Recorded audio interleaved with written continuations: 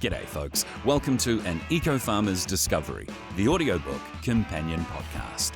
Join Ewan Campbell as he takes a deep dive into his book, uncovering all the secrets of soil health, biology, and true farm independence. You can listen along to his book on Spotify or download from Audible, and then catch us here as we deep dive into the events of each chapter. We're now up to chapter 21. Let's go. Okay, Ewan, chapter 21, the dusts. Tell me what tissue salts are and why they are so important. Geez, you don't ask simple questions, do you? No, try to keep them incredibly complex. Yeah. Well, there's 12 of them to start with. Okay, and they are combinations of the major elements. And, like this calcium sulfate, calcium phosphate, potassium phosphate, sodium phosphate. I'm going to have to take notes. Magnesium phosphate. Now, each and every one of these elements is calcium fluoride. They all have a particular role in cellular function. Okay. Now, what Carrie really showed up was that you could see from the symptomology the lack of the particular minerals. So I'll use calcium fluoride as a really good one. Fluoride's a hot topic. A real hot topic. Yeah. Like we're all trying to either Get rid ingest it if we think it's great or get rid of it if we don't. Yeah, well, I mean, calcium fluoride's the only fluoride that you should even go anywhere near. And it's calcium 2+ fluoride. Okay, and in the body, it's the beginning. It hangs out in the spleen, and the beginning of new corpuscles. But in the body, it speaks by elasticity. Right. So without it, you lose all your elasticity. Now, and with me, I really know if I get really tight hamstrings and things like that, I've run out of calcium fluoride. Fascinating. And that's magnesium. No. Magnesium, which should be in magnesium phosphate, pushes out. So when you get a cramp, you pull in and it won't release. So that's a lack of magnesium phosphate. Where calcium fluoride is just the elasticity. So your hamstring starts to pull right up and you get tight. And woman, you'll get stretch marks when you're having a child and all that sort of thing. And, but the really interesting thing about it has a massive effect on people's psychology. Even when they got lots and lots of money, if they got no calcium fluoride, they'll always want more money. And they won't even know why. They'll want more money. They'll want more money. They might have a bazillion. They might be Scrooge McDuck and be able to live on it. And, I've got all this gold, but I want more. But and it's been, very accurately shown. So all of these salts have a particular job, like Kali phos, which is potassium phosphate. It's like the pacemaker in your car, or the distributor in a way. It's the spark. Right. And it's also really important in your eyes, especially if you get really long and tired and your vision's starting to fade. I need glasses, and going more often than not, you just need a bit of calcium phosphate. Right.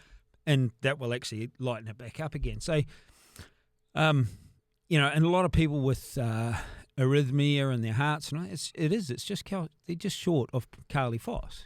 Okay. No, controversial question, but are you talking about actual tissue salts or Schistler's tissue salts, which are homeopathic? They're homeopathic, but they do a great job of kicking the whole thing into place. So were you talking about that from the start? Yes. Yeah, okay. Yeah. So but, what's the differentiation between the homeopathic one and in soils and all life, right? Okay. Yeah. So what the crazy thing is, and I'm not really sure how to differentiate this to do this correctly, or if there's a mechanism that's even viable to do it, because like when you take a soil sample, you look at how much phosphate's there. Yeah. But there's 4 phosphate compounds. Okay. Sodium phosphate, potassium phosphate, calcium phosphate, magnesium phosphate. Oh, no, there's 5 actually. It's ferrum phosphate. Okay, so ferrum phosphate carries the blood, oxygen in the blood. Okay, magnesium phosphate stretches the muscle. Calcium phosphate's the bone structure. Sodium phosphate is the pH balancer in the body. Okay, so if you get acid guts all the time and you're trying to pop, low sec or whatever else to balance your pH. Come on, Eno. Yeah, whatever. Yeah. Well, any of those sort of things. Really, what you need is some sodium phosphate. NatPhos, it's called. Okay. And it actually balances it really fast. Okay. Yeah. So, you've got all these phosphorus molecules in the soil, and you're going, well, I just test for phosphate. Okay. Well, most of it in the soil is aluminium phosphate. Well, that's not any of the salts. Right. So what you're looking for in a biological system and true health in the whole process is the only way to produce these salts is actually through a biological process. And this is where, again, I'll go back to the cyanobacteria. As a single cell, they need all of the 12 salts to function. Okay. Right? So, and you can go through these salts and look at their function in the cell. It's like, I'll carry on with some of the other ones in a bit. But so if you're looking at the phosphorus ones, you go, wow, I've got all these phosphorus.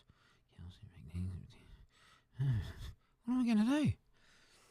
You go, well, you have to rely on having a good biological system in the soil for this to function. Otherwise, you'll never turn the particular salts into the ones you need. And so what it does is, like an element like phosphorus, which is a -2, a negative charge, is not electrically available, can't be done for corrosion or whatever. But if you turn it into a salt by combining it with sodium or magnesium, potassium or calcium or iron, then all of a sudden it's electrically available. You can move that mineral through an electrical current. So now we're looking at electrical nutrition, not soluble nutrition. Okay. So we're in different categories altogether. Right. Now, potassium phosphate, hugely important in our systems, for our brain function, the spark, arrhythmia in the heart and all that sort of stuff.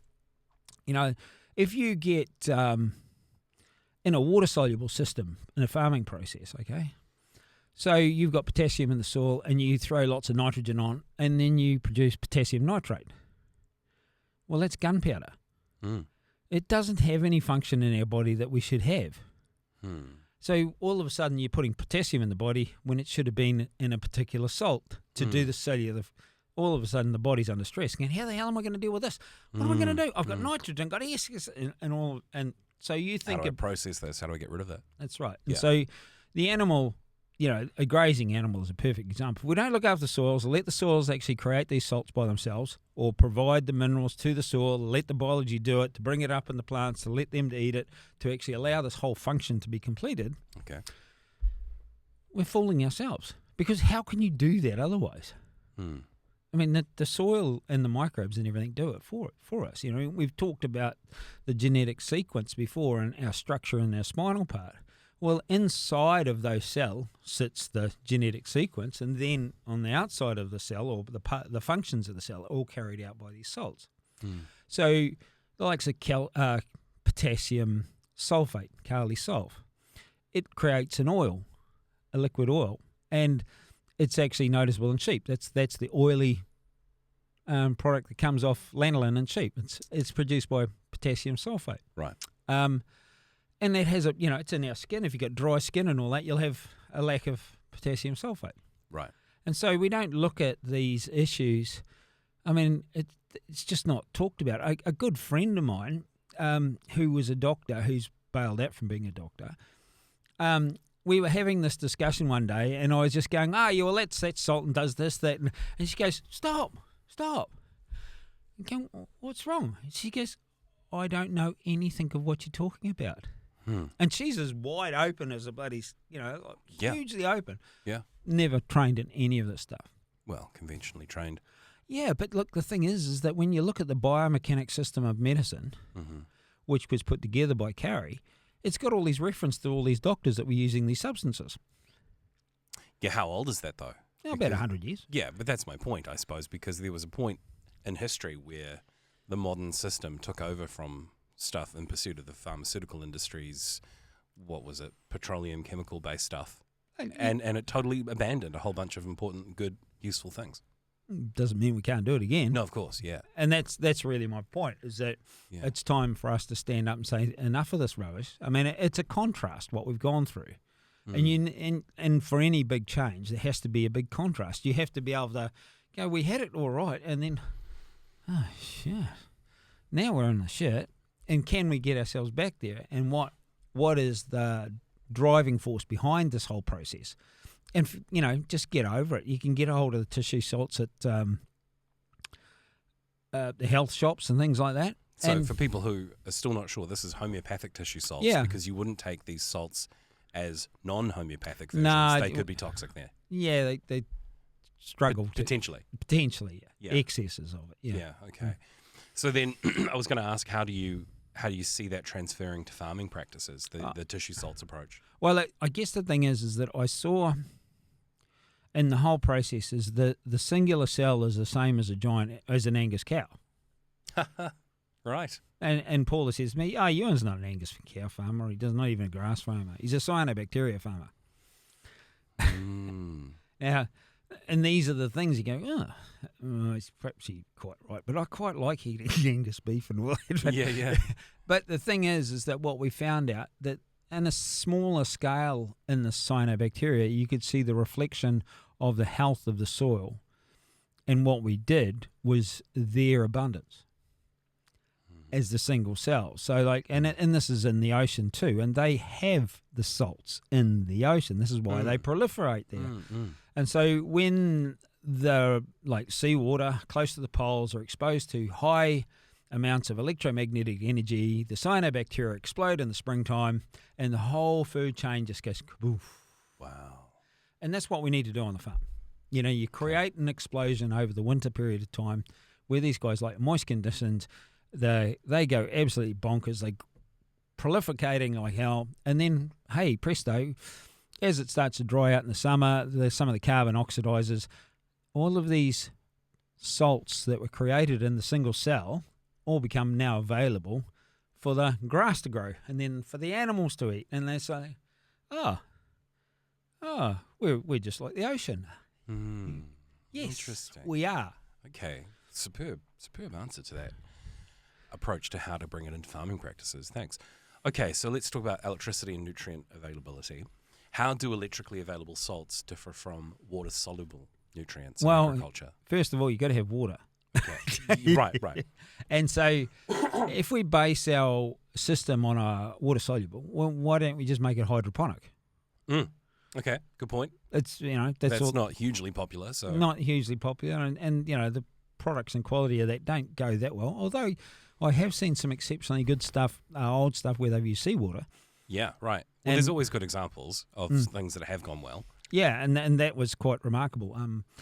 Especially the work that Maynard Murray did. He was using seawater as a hydroponic base. And growing tomatoes and all sorts of stuff, and they had a hell of a good result. Yeah, right. So, but water soluble is whatever's floating around goes up the plant. It's not. It hasn't got an order of events or anything. Right. So that's not necessarily the approach you need to take. Whatever's floating around goes up the plant. You've got to have. You got to have the right. Another. The plant. Well, see, look, all these plants and everything have a signaling system. And when people don't believe, they think we're really technically advanced because we've got the internet and we've got these cameras and we've got all this other stuff. Yeah. And it's like, have you ever had a really close look at the soil? If the mycorrhizae are going and all that, the filaments and everything. I mean, this is the internet of the, and we kill it. Of the ground. Yes, and we kill it. Yeah. But the information that being transferred. And the nutrient flows and the macros and the micros and, going around the place is just phenomenal. And don't believe... That reminds me of the mycelium network. Yes. Yeah.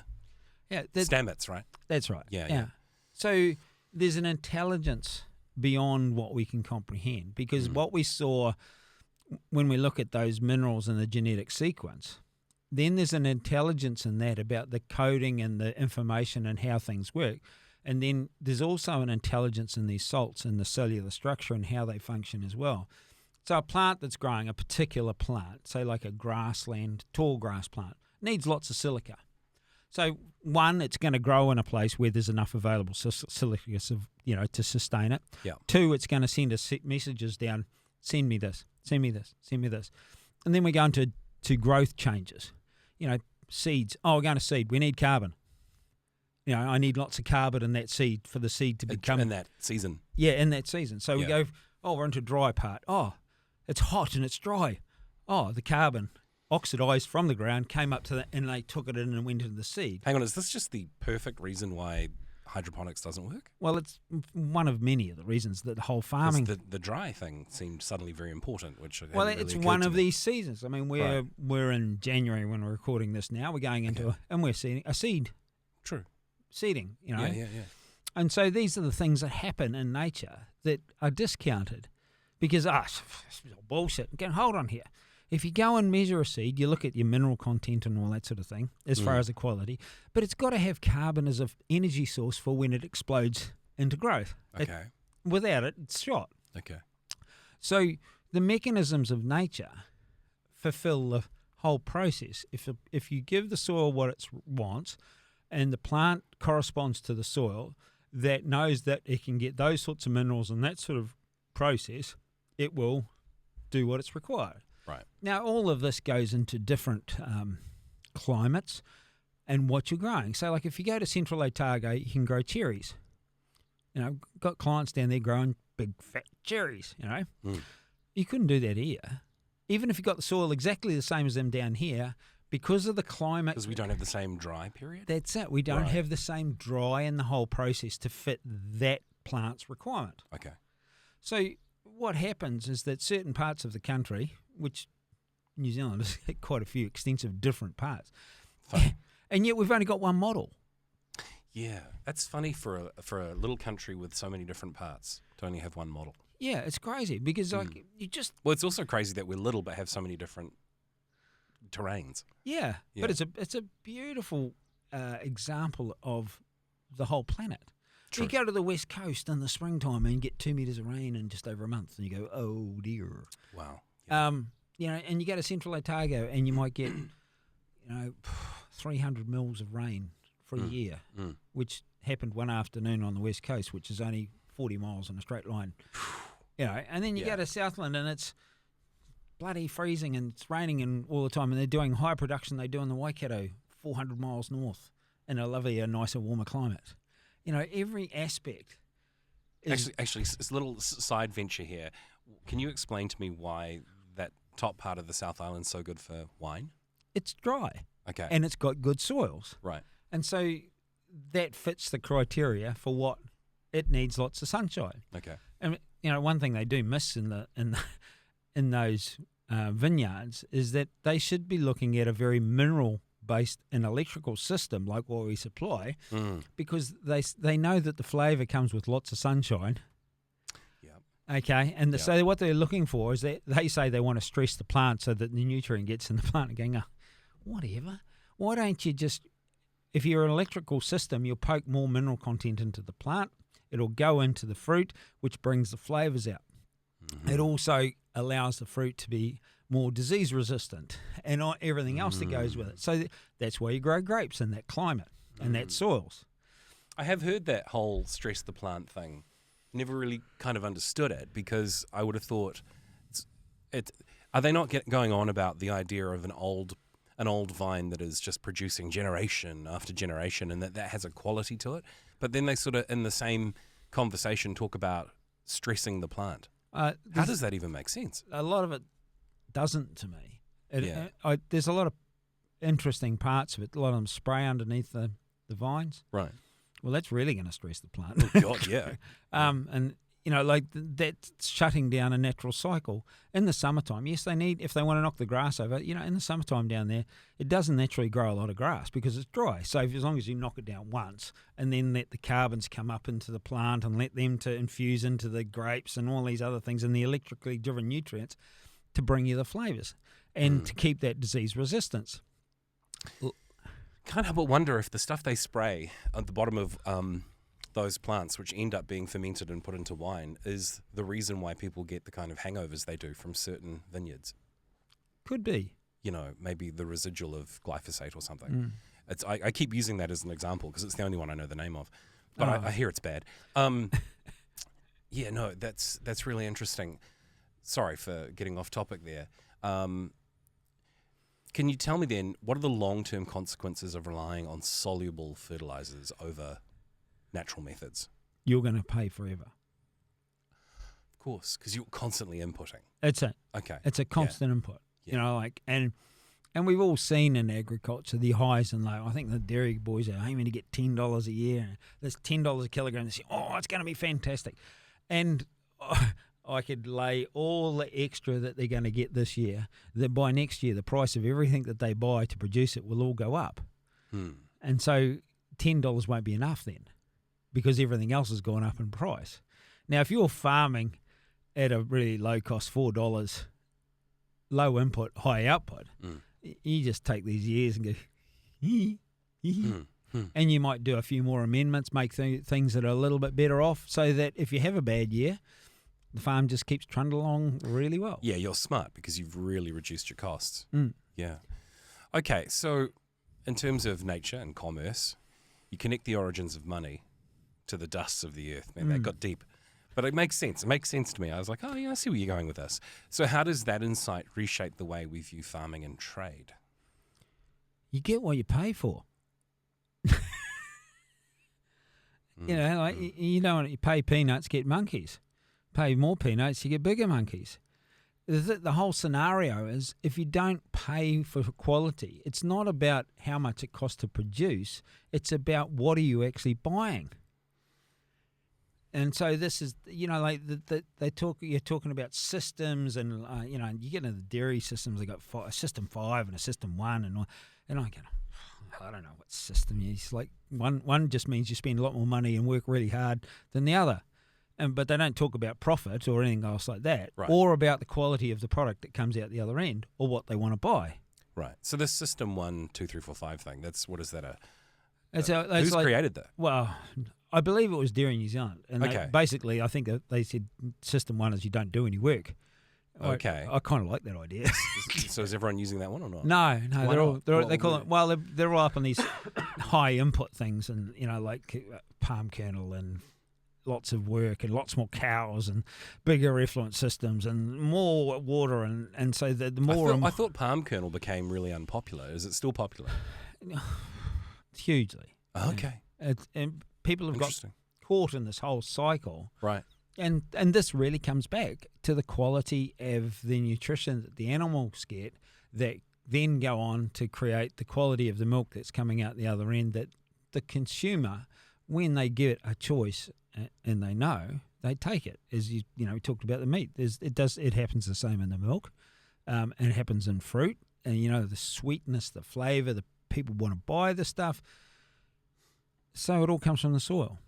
And so this is, you know, the salts are just another, you know, the dusts are such a huge important part of it. But it has to be biologically created. Otherwise you won't get it. You just do not get it.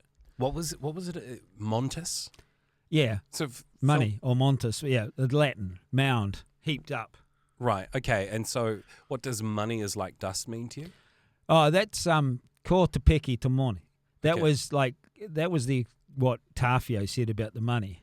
Money is just dust to me, and it's on the first banknotes that were printed in this country, and I don't think people actually really money is like dust to me, and it's on the first banknotes. I don't know if it's on the first, but it's actually a comment he made about the money, and his face was on the first banknotes. Yeah. Okay. But the quote isn't. No. I'm not sure where. Surely not. Yeah, no. But it's got to Pecky anyway. So the bank, they call it Pecky is bank, which it's just a big pile of dust. What does that mean in terms of the context of farming? Is like money is like dust. Well, if money is dust, you should look after it, shouldn't you? Yeah. But then I've come to understand dust means the strength of the dust is the strength of the minerals that you have. That's right. Okay. Yeah. So then another way of looking at that is money is like your money is like the strength of your minerals. Yeah. Well, could you say then you would have more money if you have stronger minerals to work with? That's right. I mean, it's all about exchange. If you want to get more money from somebody for your products, we'll give them more or quality in exchange. Quality minerals. Yes. In the food. Yeah. And it all just goes hand in hand. It's like, oh shit. So the one that comes to buy and wants your product inadvertently may not know anything about how you'll produce it, but they taste it. And that is the greatest laboratory that ever walked on this planet. They taste it. They sense it as nutritionally dense. They need less of it when they have a meal of it. It's not empty calories, as they say. That's it. Bang, gotcha. Yeah. Okay, so lessons from Carey and Schussler, right? So how did George Washington No, that doesn't make George sense. Washington Carey. That's his name, right? Yeah. I almost took a double take at my question. I was like, hang on, have I said that wrong? Because George Washington was a president. Yeah. How did George Washington Carey's and William Schussler's work influence your farming philosophy? It probably came more in a profound way in the sense of like looking at the whole emphasis is what was going on. And, you know, like we could take it a little bit further on this situation, okay? So each salt is appends to a Zodiac. Oh, really? Yes. Okay. And these all have an aspect, and each Zodiac is to do with a constellation. Yeah. And there is no doubt that the body or our bodies, that we respond to these salts, that we were born in the particular salt. Like, crazy enough, I was born as a Sagittarius, and it's salted. Yeah, me too. Yeah, silica. Silica for Sagittarius. Yeah, and so what's my whole life been about? Silica. Yeah. Yeah. Okay, and so, you know, like, and then you look at Libra. It's the scales of justice. Mm. It's Nat Phos, which is the pH balancer. Right. Okay, and so balance justice. Yeah. And so then you have look at Scorpio, and they have this. So that's calcium sulfate. Now in the blood, it's the cleaner, and it's going around the body picking up all the shit, like the bulldozer. And you know, calcium sulfate. You know, in natural life, we see it in jib walls. Okay. Right. But that's required on our gut lining, and that's the semi-permeable membrane that allows the food, the nutrient, and the energy to go out, but to keep the shit in. So things like Crohn's disease and that sort of stuff are actually just a lack of calcium sulfate. Right. So these things all append to these zodiacs, like, and then we get Capricorn, which is calcium phosphate, which is bone growth, and you know, people with Kali Phos and Aries and all these things, they all respond. You can see people that are actually falling apart and going, oh yeah.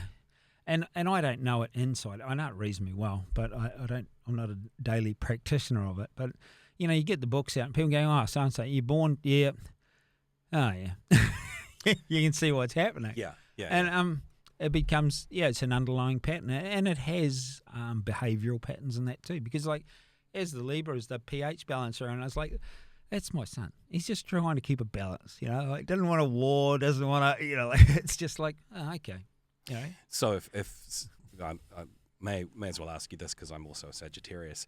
If silica's the thing, do you then look at other Sagittarians and yourself and you go, you probably have a deficiency in silica?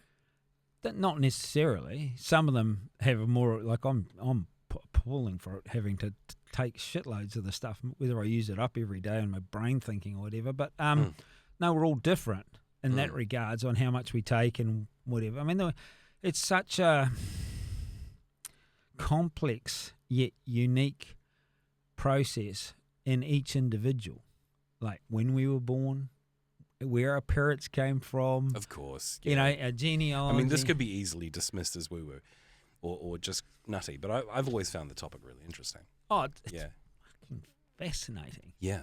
And it's not. It's funny you mentioned Capricorn and bone growth, and then what was it, calcium phosphate?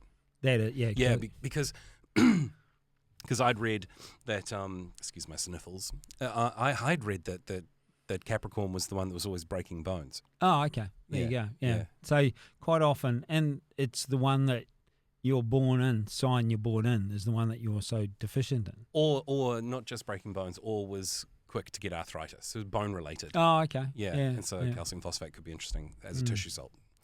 Yeah. That totally went left field. But that's really interesting for me anyway, personally. It's very, and it's I get certain things on the farm that I saw, like you have a cow that calved at the wrong time. Well, we thought wrong time of the year. Well, you thought? Yeah. Well, she just calved in April. How the hell did she just did when she wanted to do it? Yeah. It's like, what the, or was it the bull got it when he wanted to do it? Well, the opportunity arose and I didn't see it. And yeah, sure. So then you'd have a calf that was completely out of sync with everything else, and it behaved completely differently. Wow. It just grew differently, and just like, and you start going, wow. What's going on here? But does that change your perception on whatever differently means? Is we've decided that we need to have them in a certain season and in a certain age and stage of growth by a certain time of year. To match our growth. To match our expectation of how we want to farm. But does that mean you could farm totally out of sync and do things differently? Yes. If you found a way to make that work? Yeah, well... What if all of your calves were at that age? Well... Born then, you know? I'd probably run out of grass reasonably quickly, but... Okay. Yeah. But so there's practical reasons why that's the way it is. Totally. But I mean, there's clients up Northland now that, you know, they're calving... They'll be dry now. Cows will be dry, and they'll go into calving in March. Because that winter cycle with their climatic conditions suits them better to grow to do it then. Right. And it would be interesting, not that I've got time to go and sit around with their cows and calves all day, to see whether the calves are actually different because of the time of the year they're born and whatever else. Right. So, look, in the context of what we just mentioned in the tissue salts and the different astrological points, is there anything from that you can apply to farming? Or is that going a little too far? No, it's observation, really, what you can apply. So you can, you know, like if you're seeing certain things, you know, like kali myrrh, which is potassium chloride, in our cells, quite often the tissue salt kali myrrh. Yeah. Okay. In our cells is one that creates it binds the fibrin. Oh, important for the blood. Yeah, right. And blood and fibre. So it's very high in spiders' webs. Hang on, have I got it wrong? Is fibrin part of blood? Yeah, it's part of the... I thought it was. Yeah, but it's also part of our muscle fibre. Yeah, that makes a lot of sense. Fibrin and fibre. It binds the fibre, okay? Yeah. So it's like in spiders' webs, there's quite a lot of calcium fluoride and there's quite a lot of kali myrrh. Okay. Okay. Okay, so it's elastic and very strong. Okay? Yeah, right. And so we need that in our bodies, right? So quite a lot of people say they're intolerant of dairy products. Yeah, a lot of people do, yeah. Yeah, okay. And quite often it's just kali myrrh, the lack of it.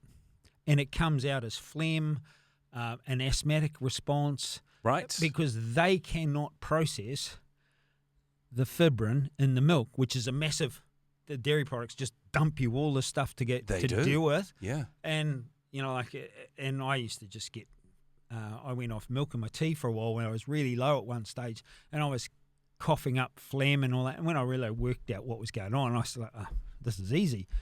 And bang, it's all over. We should talk to Bridget about this. She thinks that milk is terribly bad for her skin, and I find that hard to understand.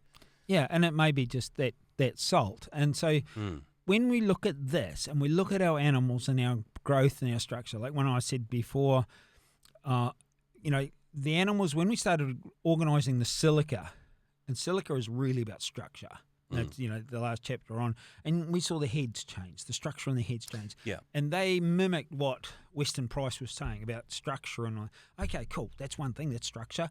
And then we got bone and growth and bone growth. Okay, calcium phosphate, and it creates this nice strong muscle and it draws the breath into the body as well. So you've got, and so every one of these things is like, it's like tuning a car, you know, we got kali phos. Well, that's the timer, that's the ticker that gets the heart going at the right speed in relevance to the, you know, whole process of the body. And so it can be looked at out there as like, what are my animals doing? What is the symptomology to find the cause, instead of going, our 800, call the vet, please. We'll spend $5 million. Thank you. Well, that's what it's like. I mean, nothing against vets. I mean, you know, I had a very good experience this year. A lady came out and carved a cow and all that sort of thing, but it was $500. Okay. And it's bang. You know, we've got to get things better. You know, and that's the first time a vet's been on the farm for, I don't know, 2 or 3 years. So, well, you know, occasionally you need them. Occasionally you need them. Yeah. So, but for us to go through an agricultural process and not understand what our animals are made of, well, that's a bit silly. Agreed. And if we're not easily able to identify, oh, look, it's got that problem. Okay, I know what that is. Okay. And so, I need some help getting my soils right so that doesn't happen. You know, and these are the things that we need to be looking at all the time to be making a progressive farming approach and to make it enjoyable. Yeah. And to make it those people that are coming with lots of money going, we really want your stuff. Because then the money matches the dusts. Right. Nice conclusion there, I think. I'll just add this, though. You mentioned that modern agriculture has been heading in the wrong direction for about 100 years.